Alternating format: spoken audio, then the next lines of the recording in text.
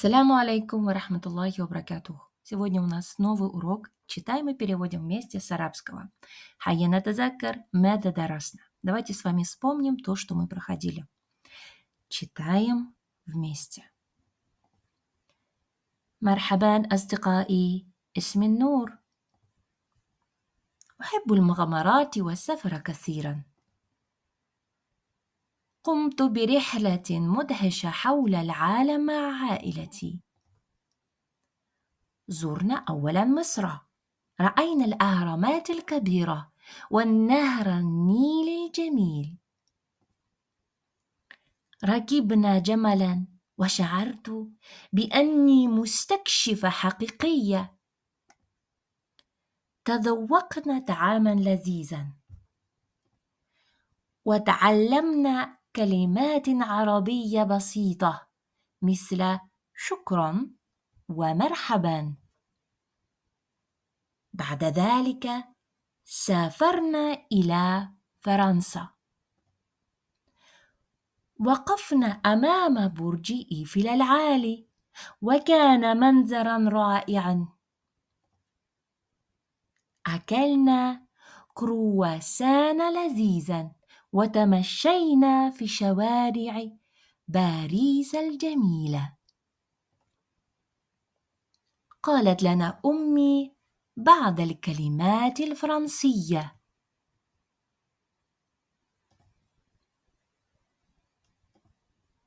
ثم طرنا إلى الصين وشاهدنا سور الصين العظيم.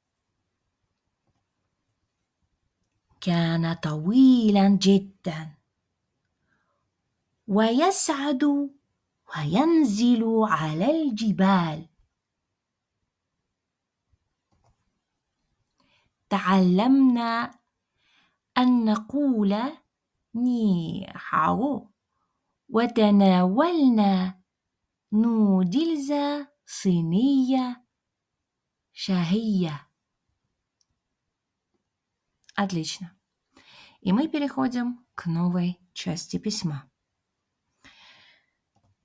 Разбираем предложение. أخيرا وصلنا إلى إيطاليا وزرنا الكولوسيوم القديم. Слово أخيرا. أخيرا это слово в переводе означает у нас как наконец-то. Несколько значений, да, мы видим. Это первое значение как наконец-то, или же напоследок, или же недавно. Отлично. Значит, на английском это звучит как finally, на казахском акра.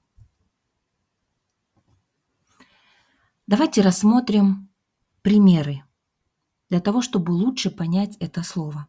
Например, أخيرا وصلت إلى البيت. Например, вы откуда-то, да? Откуда-то, например, кто-то с университета, кто-то со школы шел домой. И бывает так, что вот прям вот очень хочется домой, да, но дорога кажется такой вот долгой, да. И наконец-то вы добираетесь до дома, и вы говорите: «О, ну наконец-то я пришел домой». أخيرا وصلت إلى البيت. ақыры мен үйге келдім. Finally, I arrived home. Другой пример. أخيرا أود أن أشكركم. И напоследок, да, или же и в конце. Ауадду. Вот это слово ауадду переводится как я бы хотела, я бы хотел. Ан, это у нас частицу мы ее никак не переводим. Ашкуракум, поблагодарить, кум, вас.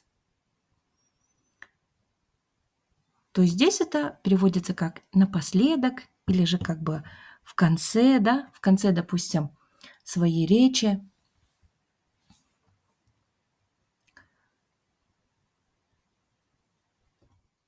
На казахском это будет звучать примерно так. Сонымен қатар, соңында сіздерге алғыс айтқым келеді. На английском finally, I would like to thank you. Идем далее. Ахиран вассальна. Слово вассальна мы уже встречали ранее, да? Вассаля – прибывать. Вассаля – иля – куда? Италия – Италию. Дальше у нас следующий глагол. Это глагол зурна. Кто-то помнит, кто-то, возможно, не помнит данный глагол. Зара в прошедшем времени, язуру – это значит посещать. Посещать или же даже навещать, да?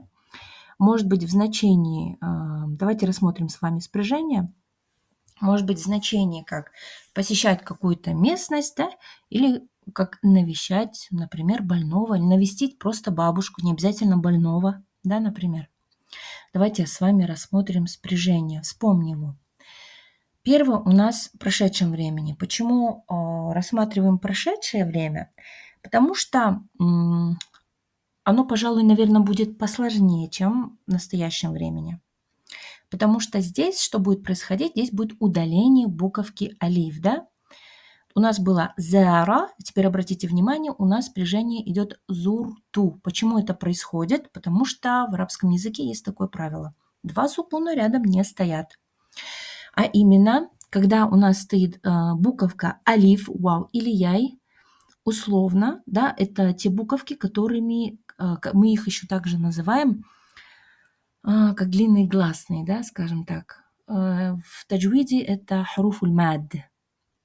Вот. В такой ситуации, если в данном случае у нас идет зара, на р попадает у нас сукун. Получается алиф с сукуном и ра с сукуном. Поэтому самую слабую букву мы удаляем. И у нас получается зурту. Итак, давайте с вами проспрягаем. Айна зурту. Анта зурта. Анти зурти. Хуа зара. هي زارت. حسنا. Соответственно, зурнада мы посетили. Давайте также рассмотрим пару примеров. Например, зара сияхуль мадина. Зара. И здесь на русском языке это будет звучать таким образом, да? Туристы посетили город. Опять возможно, у кого-то будет такой вопрос. Почему зара стоит в форме как для гуа, если сиях – это во множественном числе, туристы. Сиях – слово это туристы. Смотрите, в арабском языке есть такое правило, что если у вас глагол стоит на первом месте, он стоит у нас, в данном случае у нас он стоит на первом месте, да, даже если существительное у нас будет во множественном числе, мы будем брать глагол в единственном числе, как для хуа. Это такое правило. Я буду говорить не зару, а зара сияху. Хоть сияху – это и множественное число. Это условие такое, что глагол должен стоять на первом месте. Именно в данном моменте здесь у нас будет именно глагол как спряжение хуа. Это грамматика арабского языка. Хасанан. Зара сияхуль мадина. Значит, сиях – это есть туристы. На казахском туристер қаланы аралады. Tourists visited the city. Следующий пример.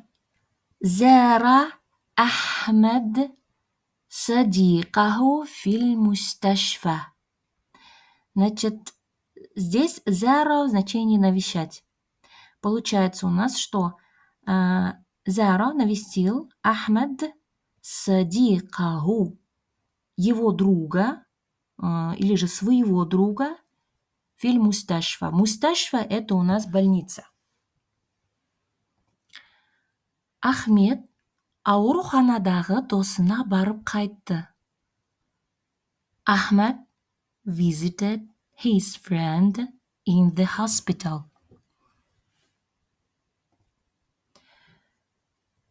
Джайед. Значит, здесь у нас еще раз рассмотрим наше предложение. Ахиран, это слово мы с вами разобрали. Ахиран вассальна иля Италия. Вазурна Колизеум. Я думаю, это слово понятно, да? Колизей. Колизеум аль-Кадима. Значит, слово кадим. Кадим переводится как старый, древний. Так, я думаю, что здесь все понятно, и мы переходим к следующему предложению. تخيلت المحاربين والحكايات القديمة. Значит, слово تخيل. تخيل это у нас глагол الفعل في الماضي, это у нас глагол прошедшего времени. По окончанию ту, я думаю, что вам понятно, да, что это спряжение для «ана». Что же такое глагол «тахайяля»? «Тахайяля» в переводе означает как «представлять». Многие очень любят что-то представлять, фантазировать. Да? Также и наша героиня, которая написала письмо, она представляет, то есть находясь в данном месте, да, она смотрит на древний Колизей, она представляет мухарибина. Кто такой мухариб? Давайте сначала разберем по словам. Значит, мухариб – это есть воюющий, да? В данном случае у нас мухарибина – это во множественном числе. Валь-хикаят аль-кадима. Что такое хикая? Хикая – это история, рассказ, да, то есть она представляет что-то у себя в голове, да, она что-то представила, она фантазировала, да. Получается, она говорит, я представила воинов и древние истории. أكلنا بيتزا وجيلاتو لذيذين.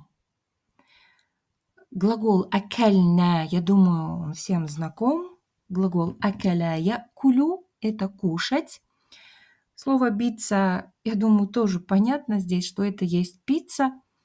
Джелато – это есть итальянское мороженое. Лязизайн. Почему лязизайн? Слово лязиз. Мы знаем слово лязиз.